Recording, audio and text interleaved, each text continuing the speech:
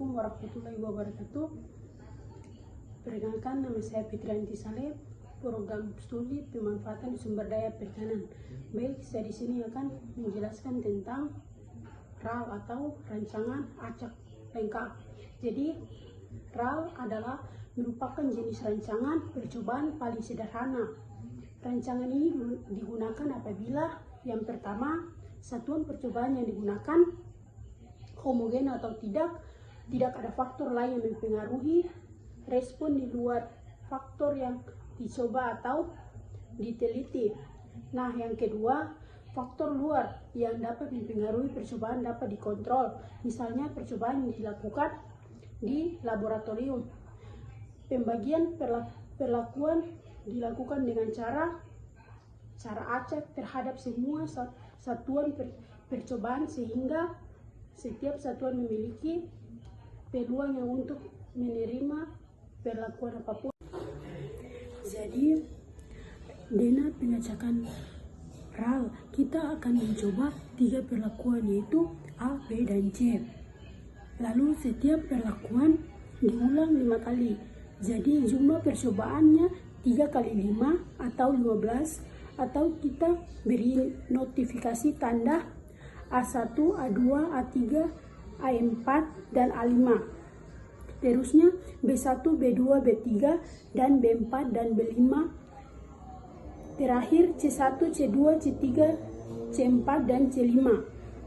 Lalu buat DENA 15 unit, kemudian diurutkan seperti pada tabel di bawah ini. 1, 2, 3, 4, 5, 6, 7, 8, 9, 10, 11, 12, 13, 14, 15. Jadi 15 unit percobaan ini kita harus dilakukan penelitian. Lalu pada unit tadi kita lakukan pengacakan dengan RAL. Tadi yang rekan saya sampaikan ada banyak cara. Cara yang paling sederhana itu kita menggunakan undian. Maka kita sediakan 15 kertas potongan.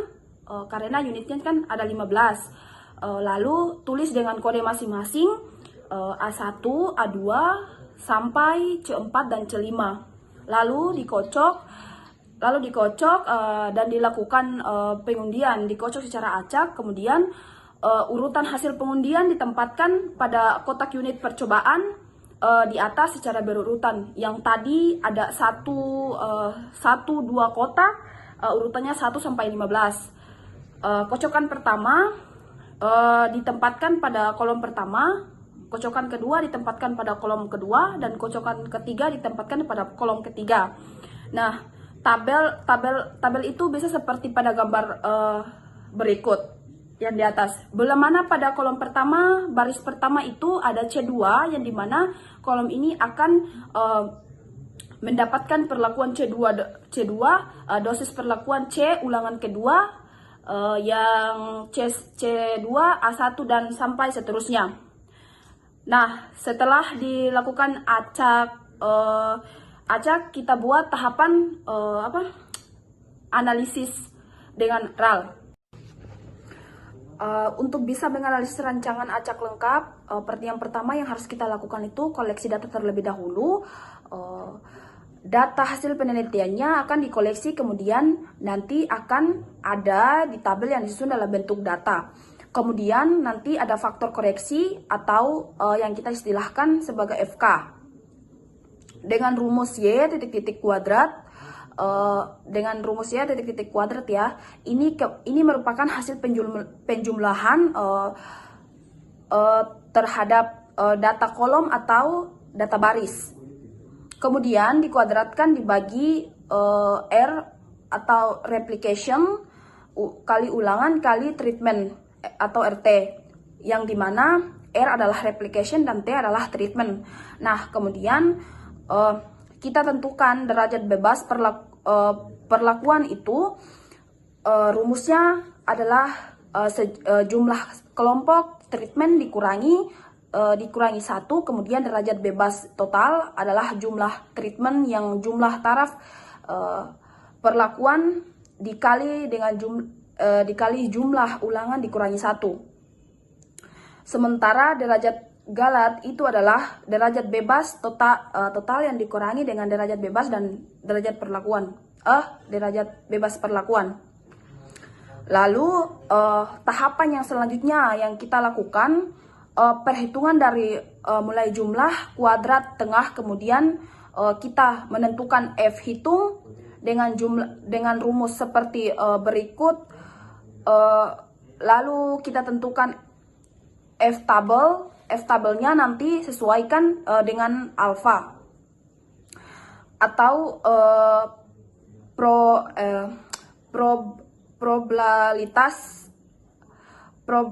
probabilitas yang digunakan itu apakah 1%,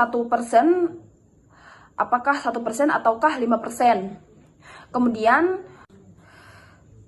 Kemudian DF1 itu adalah derajat bebas perlakuan, adanya nanti di tabel F itu ada di atas ya. Dan DF2 adalah derajat bebas galat di daerah kolom. Kemudian setelah didapat F hitung, ditentukan juga hasil koefisien keragaman dari data. Bila koefisien keragaman di atas 20%, berarti data tidak berdistribusi secara normal dan harus dilakukan transformasi data. Nah, bagaimana dengan persamaan linear dari RAL? Ya, persamaan linear dari RAL ini adalah YIJ sama dengan mu ditambah VI ditambah epsilon ILJ, di mana perlakuan KI dinotifikasi dengan angka 1, 2 dengan I. Berarti kalau perlakuannya ada 5 perlakuan, maka I-nya diisi dengan 1, 2, 3, 4, 5. Kemudian ulangan KC, kemudian ada berapa? Yang tadi misalnya ada 4, maka unit ulangannya 4, 1, 2, 3 sampai dengan 4. Ini IJ itu merupakan variabel yang ada analisis. Di sini kita ingin membuat hipotesisnya, yang dimana hipotesis yang saya pakai ini hipotesis statistik, beda dengan hipotesis penelitian. Nah, langsung saja hipotesis statistik ialah di sini saya buat patokannya, yaitu hipotesis 0 atau H0.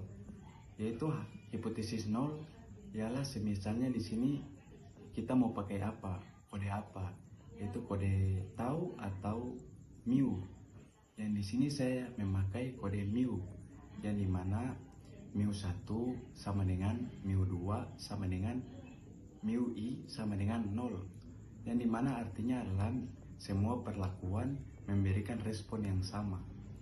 Nah, sementara setelah kita melakukan hipotesis 0, di sini kita juga harus membuat hipotesis alternatifnya atau dinotifikasi dengan hipotesis 1 atau H1 atau hipotesis aksen, yang artinya di mana paling sedikit ada sepasang perlakuan, yang dimana mu i tidak sama dengan mu i aksen. Jadi kita buat hipotesisnya, yaitu hipotesis H0 dan juga hipotesis H1.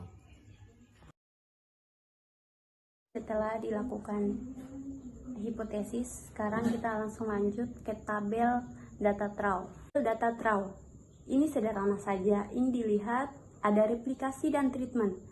Untuk treatment 1 ulangan 1, maka diisi nilai Y11. Untuk treatment kedua ulangan ke-1, maka diisi nilai Y21 dan seterusnya. Misalnya data treatment T ulangan R, yaitu TR.